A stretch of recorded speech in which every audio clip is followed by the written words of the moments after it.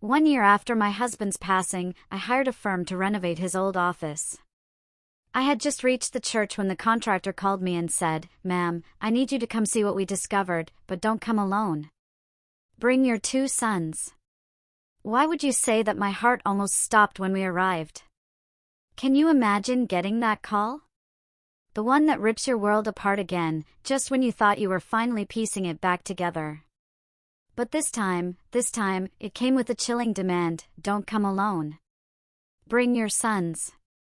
My heart nearly stopped right there in the church parking lot. It was exactly 1 year since the accident that took James, my husband, from us. I was standing there, adjusting my black dress, ready to go into the memorial service we'd planned, a quiet moment to finally honor him. My boys, Tyler and Lucas, were already inside with my parents, probably lighting the candles we'd brought. And then my phone rang. Mrs. Morrison, the contractor's voice was strained, almost panicked. "This is Dave Patterson from Summit Renovations. I really need you to come to the house right away." My gut twisted into knots. The renovation of James's home office was supposed to be straightforward. New flooring, fresh paint, maybe converted into a reading room. Something to help me move forward, not leave that space frozen in time like a shrine. Is there a problem with the construction? Can this wait until tomorrow? I glanced towards the church entrance, knowing people were already gathering. "Ma'am, we found something during the demolition." He paused, and I could hear his heavy breathing. "You need to see this yourself, but please bring your sons with you. Tyler and Lucas, right? They should be here for this." Ice flooded my veins. A contractor I'd hired 3 days ago was telling me to bring my children to see something he'd discovered in my dead husband's office. Nothing about that sentence made sense, yet everything about it terrified me. "What did you find?" My voice came out sharper than I intended. "I can't explain it over the phone. You'll understand when you get here. I'm so sorry, Mrs. Morrison. I really am." He sounded genuinely distressed, which somehow made everything worse. I stood frozen in the parking lot for what felt like an eternity. The memorial service would start in 20 minutes. Family and friends had traveled from 3 states. My parents had organized everything.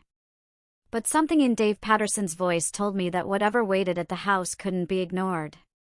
Couldn't be delayed. Walking into the church felt like moving through thick water. Tyler spotted me first. My oldest son, just turned 16, he'd grown to look so much like James that sometimes, catching sight of him unexpectedly, it would still steal my breath away. Lucas, at 13, had my features, but his father's mannerisms. "Mom, what's wrong?" Tyler's eyes narrowed with concern. "We need to leave right now." I kept my voice low, trying not to draw attention from the other mourners. "The service is about to start." Lucas protested, clearly annoyed. "Grandma said we're supposed to do the candle lighting first." "I know, sweetheart. Something's come up at the house." The renovation crew found something. Tyler's expression shifted from confusion to alarm. He was old enough to understand that contractors don't call demanding your presence unless something is seriously wrong. Lucas still looked frustrated, not grasping the urgency. My mother intercepted us near the door. "Diane, where are you going with the boys? The service starts in 15 minutes. People are waiting. There's an emergency at home." "I'm so sorry, but we have to handle this immediately. Please just tell everyone we'll be back as soon as we can." "I can't explain right now." I was already guiding the boys toward the exit, my mother's protests fading behind us. The drive home took 12 minutes. It felt like 12 hours. Tyler kept glancing at me from the passenger seat, smart enough not to bombard me with questions, but clearly worried. Lucas sat in the back, arms crossed, annoyed at missing a memorial service he'd been dreading, but felt obligated to attend. We walked into James's office. It was gutted, a skeletal frame of what it once was. Dave, the contractor, positioned a crowbar and looked at me for confirmation. I nodded, not trusting my voice. The panel came away with surprising ease, revealing a dark space, roughly 3 feet wide and 4 feet tall. Dave pulled out his flashlight and shined it inside. The beam illuminated stacks of documents, several large manila envelopes, and what appeared to be multiple external hard drives, carefully wrapped in protective cases. "There's more." Dave's voice had dropped to barely above a whisper. He reached in and pulled out a letter-sized envelope with my name written across it in James's handwriting. My breath hitched. The entire room seemed to spin on its axis. That precise script.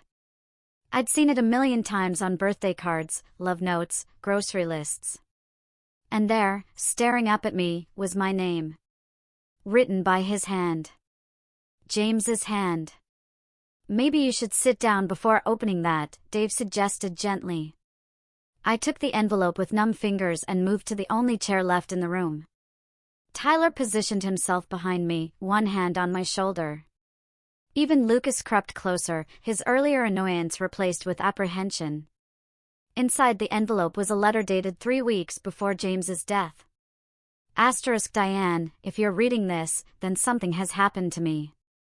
And you found the compartment I built into the office wall. I'm sorry for keeping secrets. I'm sorry for everything this will reveal.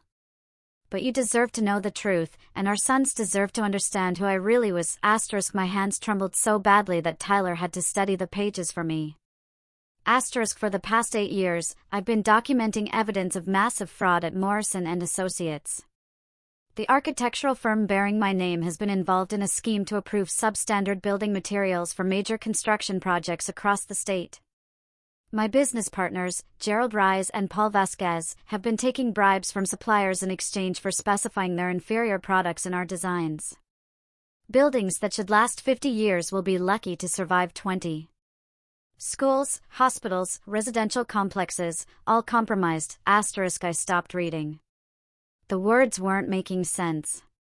James had been proud of his firm, proud of his work. He'd won awards for his designs. He talked about integrity and craftsmanship constantly. This wasn't my James. "Keep going, Mom," Tyler urged quietly. I discovered the fraud by accident when reviewing old project files. At first, I thought it was an isolated incident, a mistake. But the deeper I investigated, the more I found. Hundreds of projects, millions of dollars in bribes. I confronted Gerald and Paul 2 years ago. They denied everything, then threatened me. They said if I went to the authorities, they'd make sure I took the fall for everything. They planted evidence, making it look like I was the one orchestrating the scheme. The letter detailed how James had spent the next 2 years secretly gathering evidence while pretending to go along with his partners. He copied files, recorded conversations, tracked financial transactions. Everything was in the hidden compartment, hard drives containing 8 years of incriminating documents, recorded phone calls, bank records showing the bribery payments. I was planning to turn everything over to the state attorney general next month. I'd finally collected enough evidence to prove my innocence and expose Gerald and Paul. But I'm writing this letter because I'm afraid they've started watching me, following me.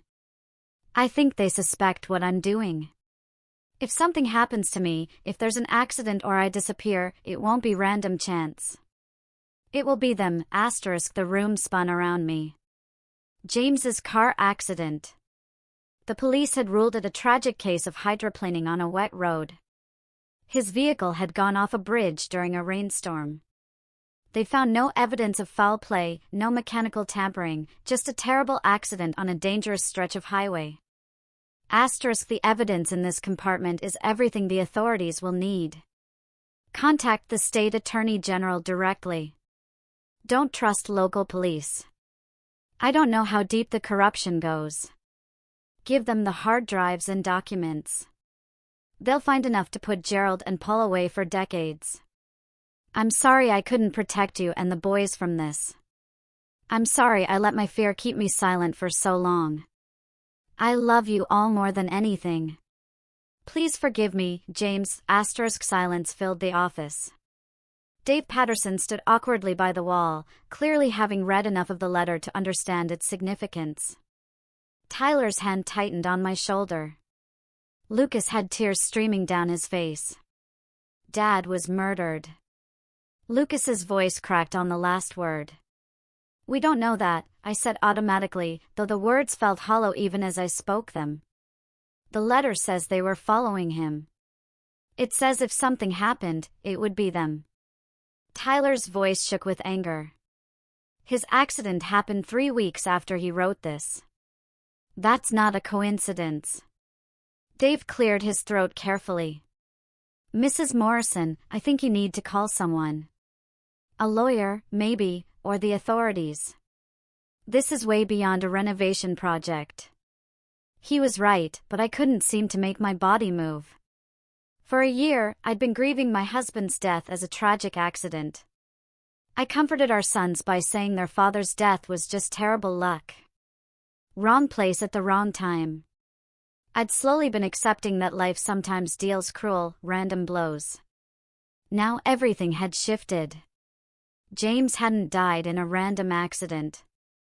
He died because he tried to do the right thing. Because he'd stood up against corruption. Because he documented evidence that powerful men wanted to stay buried. And he'd been afraid enough to build a hidden compartment and write a letter just in case. Mom, Tyler's voice pulled me back. What do we do? I looked at the exposed compartment, at the stacks of evidence my husband had risked everything to compile. Then I looked at my sons, both staring at me with expressions that mixed grief, anger, and desperate hope that I would know how to handle this. We finish what your father started. The words came out steadier than I felt. Dave, I need you to document everything. Take photos of the compartment, the contents, all of it. I want a complete record before anything gets moved. Yes, ma'am. He pulled out his phone immediately, clearly relieved to have concrete instructions. Tyler, call your grandfather. Tell him we won't make it back to the memorial service and that I'll explain everything later. I pulled out my own phone, searching for the business card I kept in my wallet. Richard Chin, the attorney who'd helped me with James's estate, had mentioned he had connections to the state attorney general's office. Lucas, I need you to be strong right now. Can you do that for me? My youngest son wiped his eyes and nodded, trying to compose himself. Richard answered on the third ring. Diane, is everything all right? No. I need your help urgently.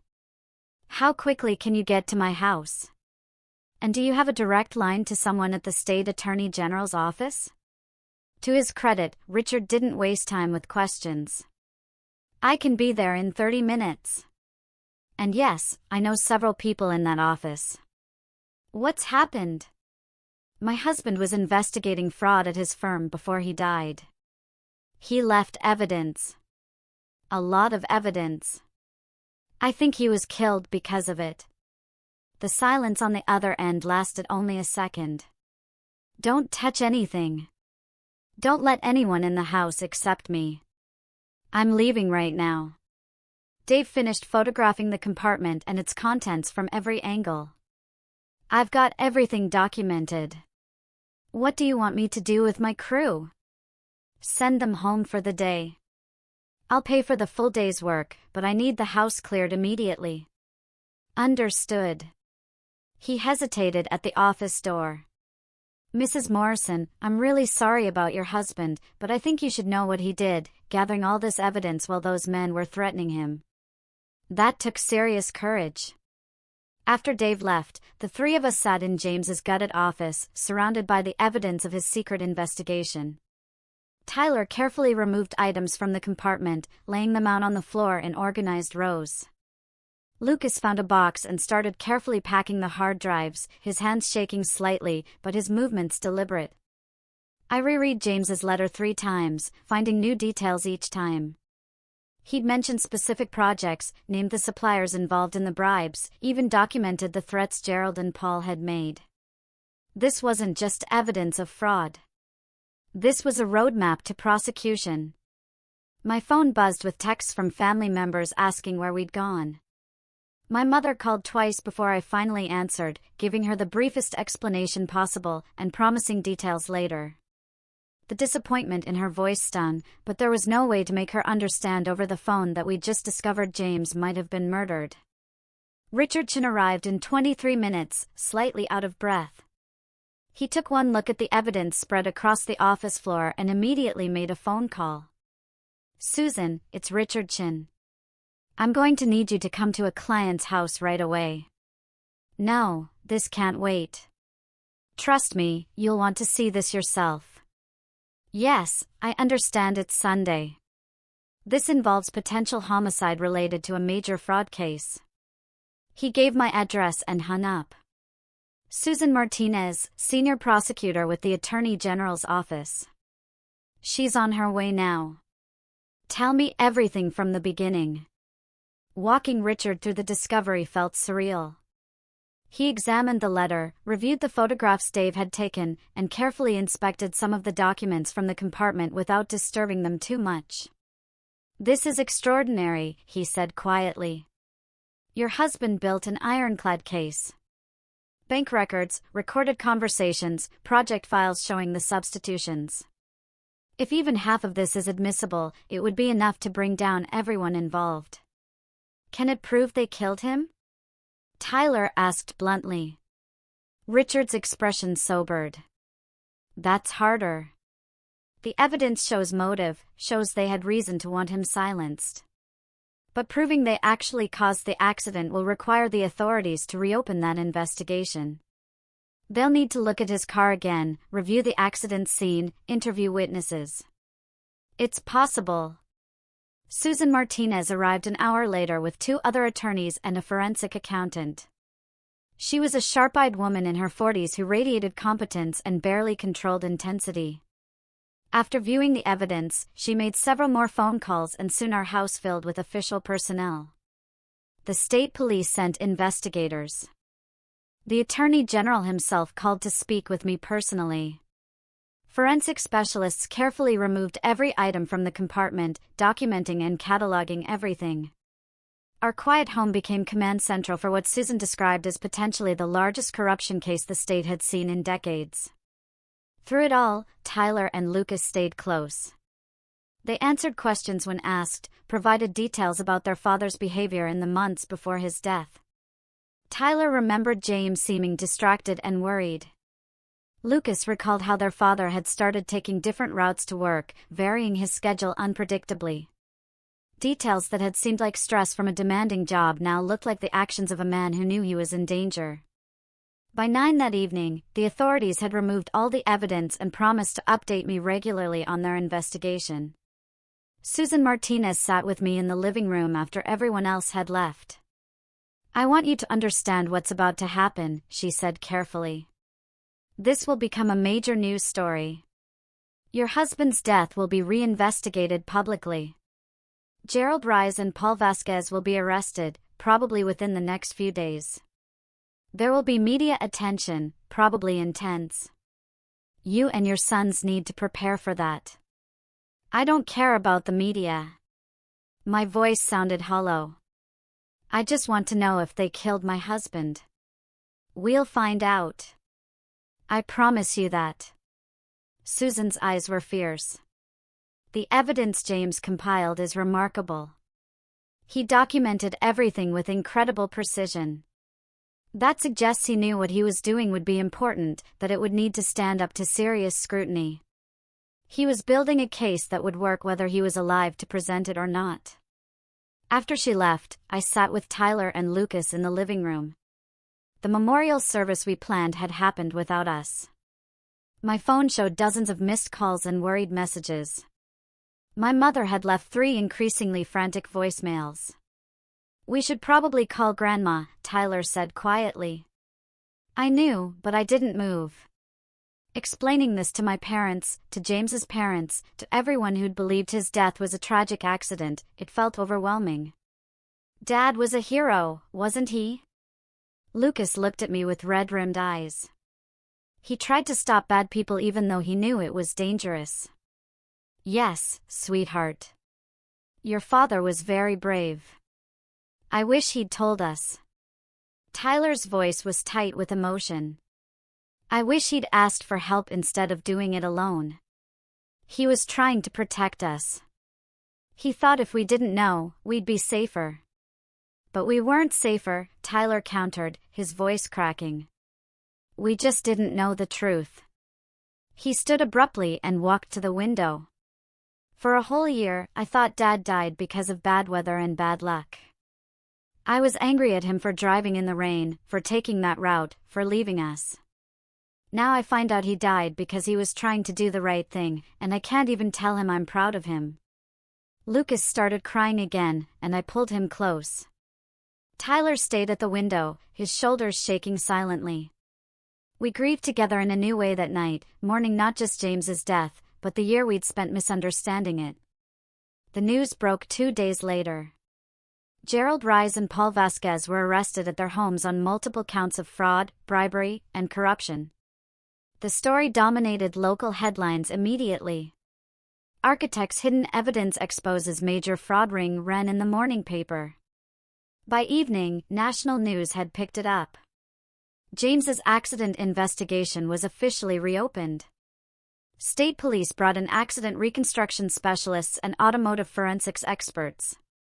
They examined what remained of James's car with new attention to detail, looking for any signs of tampering that might have been missed in the original investigation. My phone rang constantly. Reporters camped outside our house. I had to hire security to keep them at a reasonable distance. Friends and family called with shock and sympathy and 1,000 questions I couldn't answer yet. James's parents flew in from Arizona. His mother, Patricia, broke down when I showed her James's letter. His father, Robert, read it 3 times in complete silence before excusing himself to the backyard where Tyler found him an hour later, still sitting alone. He was always so honest, Patricia said through tears. Even as a boy, he couldn't stand injustice. I just never imagined it would cost him his life. The investigation moved quickly. Susan Martinez called me every few days with updates. The evidence James had compiled was proving even more damning than initially thought. The fraud extended beyond just Morrison and Associates. Gerald and Paul had connections to a larger network of contractors, suppliers, and even some government inspectors who'd been taking bribes for years. Your husband uncovered something massive, Susan told me during one update. He didn't just document his own firm's corruption. He traced it back through supply chains and found a web of fraud affecting construction projects across 4 states. This is going to result in dozens of arrests. 3 weeks after the discovery, the forensic team examining James's car made a breakthrough. They found evidence of brake line tampering that had been disguised to look like normal wear. The tampering had been sophisticated, designed to fail under specific conditions, like heavy rain requiring frequent braking. Detective Sarah Jennings called to inform me personally. Mrs. Morrison, we're now treating your husband's death as a homicide. The brake failure wasn't accidental.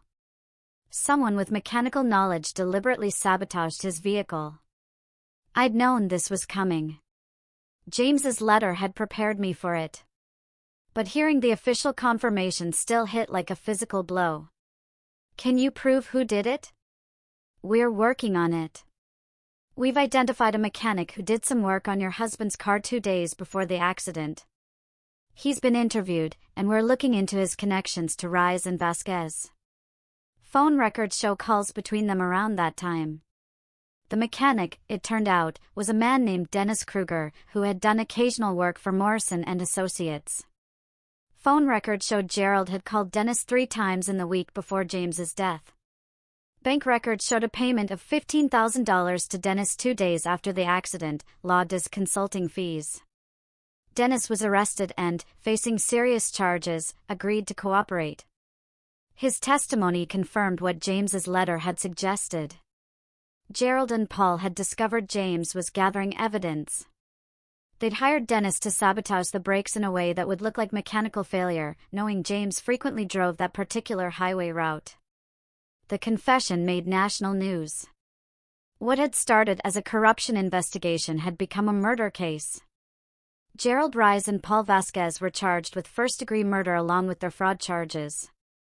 I thought I'd feel satisfaction when the arrests happened. Instead, I mostly felt exhausted. Justice for James couldn't bring him back. It couldn't give Tyler and Lucas their father. It couldn't erase the year we'd spent believing a lie. But it did give us truth, and somehow, that mattered. The months leading up to the trial brought challenges I hadn't anticipated. Anonymous threatening letters arrived at our house, warning me to drop the case. Someone slashed my tires twice in the grocery store parking lot. Tyler's locker at school was broken into, though nothing was taken. The message was clear. Powerful people wanted James's evidence to disappear along with him. Susan Martinez arranged for police protection. An unmarked car sat outside our house each night. School security was notified to watch for suspicious activity around the boys. I installed a comprehensive security system with cameras covering every angle of our property. "They're getting desperate," Susan explained during one of our meetings. Gerald and Paul's legal team is trying intimidation tactics because they know the evidence against their clients is overwhelming. Document everything. Report every incident. It actually helps our case by demonstrating consciousness of guilt. The harassment peaked about 3 months before trial. I came home from work to find our house had been broken into. Nothing was stolen, but every room had been ransacked. Drawers emptied, cushions slashed, pictures pulled from walls. The police determined the intruders had been searching for something specific. "They think you might have kept copies of James's evidence," Detective Jennings told me, as crime scene technicians dusted for prints. "They don't understand that everything was turned over to the state." This is desperation, pure and simple. Tyler, at 16, wanted to fight back. He was full of righteous anger and protective instincts. "We should go public, do interviews, let everyone know what they're doing to us." "That's exactly what they want," I countered. "They want us scared and reactive. We're going to stay calm and let the legal system work." But staying calm became harder when Lucas started having nightmares. My 13-year-old would wake up screaming, convinced someone was breaking into his room. He refused to sleep alone, ending up in Tyler's room most nights. The school counselor called to express concern about his withdrawn behavior in class. I found a therapist who specialized in trauma and grief. Dr. Angela Fletcher met with each of us individually and then together as a family. She helped Lucas process his fears, helped Tyler channel his anger productively, and helped me navigate the impossible balance between protecting my children and pursuing justice. "Your sons are watching how you handle this," Dr. Fletcher told me during one session. "They're learning that standing up for what's right sometimes means enduring hardship. That's a valuable lesson, but it's also a heavy burden for children to carry." The financial strain added another layer of stress. James's life insurance had provided some security, but the legal battle surrounding his firm meant his final paychecks and profit-sharing distributions were frozen in litigation. Morrison and Associates was imploding, with clients fleeing and lawsuits mounting. The firm's assets were tied up in legal proceedings. I picked up extra hours at my job as a physical therapist, working evenings and weekends to make ends meet. Tyler got a part-time job at a local bookstore, insisting on contributing despite my protests. We cut expenses everywhere possible, trading our larger vehicles for more economical cars, canceling subscriptions, eating simpler meals. "This is temporary," I reminded the boys when Tyler expressed frustration about canceling the family vacation we'd planned. "Once the trial concludes and the firm's assets are properly distributed, things will stabilize. Right now, we're investing in justice." My parents offered financial help, but accepting felt like admitting defeat. James's parents sent checks that I reluctantly deposited, knowing their retirement savings were limited. Friends organized meal trains and fundraisers that touched me deeply while also highlighting how public our struggle had become. The prosecutor's office became my second home. Susan walked me through every piece of evidence, preparing me for potential testimony. She showed me the recorded conversations where Gerald's voice dripped with menace as he threatened James. She explained the financial forensics that traced bribery payments through shell corporations.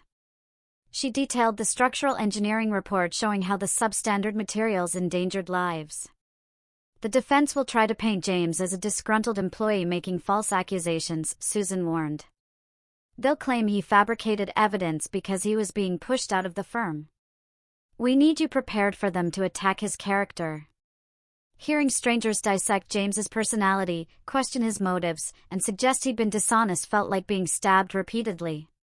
But I sat through the preparation sessions, took notes, and steeled myself for what was coming.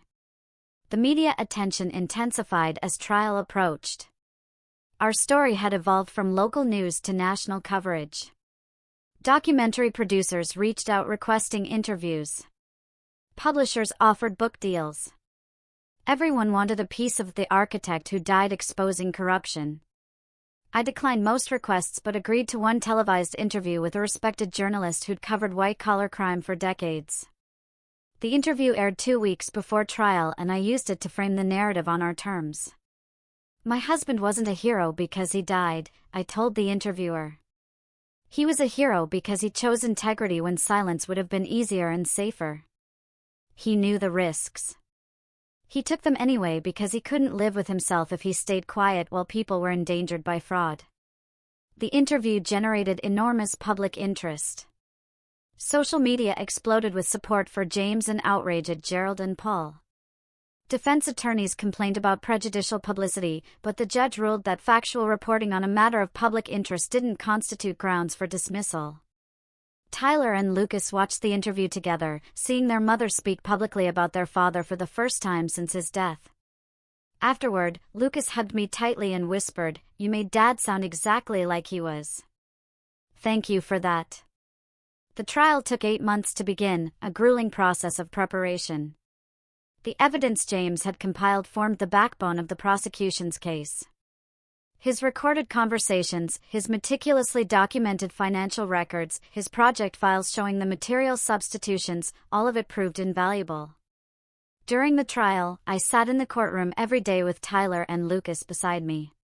We listened to testimony about the fraud scheme, about the threats James had received, about the plot to kill him. We watched as prosecutor after prosecutor laid out the case James had built in secret. The defense attorneys tried to argue that James's death had been a tragic accident, that the brake tampering evidence was inconclusive, that Dennis Kruger's testimony was unreliable. But the mountain of evidence proved too substantial to dismiss. Gerald Rice took the stand in his own defense, a decision his lawyers clearly regretted. Under cross-examination, Susan Martinez systematically dismantled his claims of innocence. She played recordings James had made of Gerald threatening him. She showed bank records of the payments to Dennis.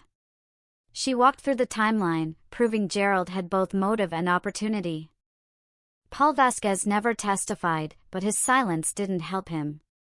The evidence spoke loudly enough.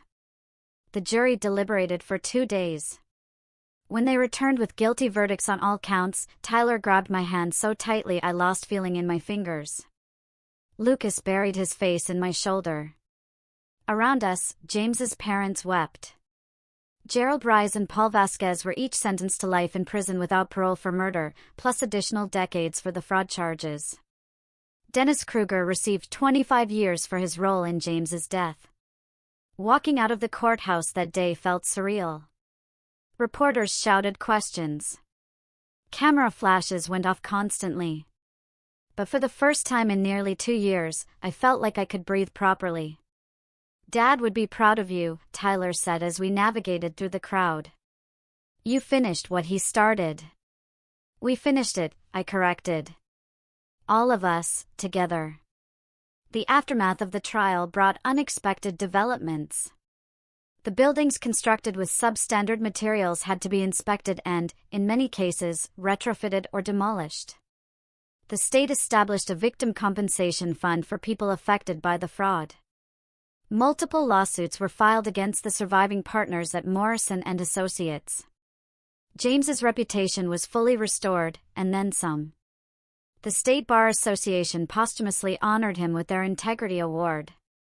The architecture community held a memorial service celebrating his courage. A scholarship was established in his name at his alma mater. But the recognition I treasured most came from a smaller source. One evening, about 6 months after the trial ended, Lucas came to me with a school assignment. He'd been asked to write about someone he admired. "I wrote about Dad," he said, handing me the paper. About how he spent 2 years gathering evidence even though he was scared. About how he tried to protect people he didn't even know by exposing the fraud. About how he was a real hero, not the kind in movies, but the kind that exists in regular life. Reading Lucas's essay, I cried harder than I had since finding James's letter. My 13-year-old son had captured something essential about his father that I'd struggled to articulate. James hadn't been perfect. He kept dangerous secrets. He put himself at risk in ways that ultimately cost him his life. But he'd done it because he couldn't live with himself otherwise. Tyler graduated high school that spring and announced his intention to study criminal justice in college. "I want to help finish the work Dad started," he explained. "There's still corruption out there. People still need someone willing to stand up to it." I wanted to talk him out of it, to steer him towards something safer. But watching my son's determined expression, I recognized James looking back at me. Some things run deeper than fear. The renovation of James's office was finally completed a year after we discovered the hidden compartment. I'd worked with a contractor to preserve the space where the compartment had been, installing a glass panel so the area remained visible. A small plaque explained what had been hidden there and why. "This seems morbid," my mother said when she saw it. "Why would you want to remember something so painful?" "Because it's not just painful, it's important." I touched the glass panel gently. James built this compartment knowing he might not survive to see justice done. He trusted that if something happened to him, someone would find it and finish what he started. I want Tyler and Lucas to remember that legacy. I want them to understand that doing the right thing matters, even when it's dangerous, even when it costs everything. The room became a library as I'd originally planned, but with a difference. I filled it with books about justice, integrity, and courage. James's architectural awards lined one wall. The posthumous honors he'd received occupied another. And in the center, in a frame on the desk, sat the letter he'd written, the words that had changed everything. Sometimes I sit in that room and imagine what life would be like if the renovation crew had never found the compartment. If James's evidence had remained hidden, Gerald and Paul would still be free.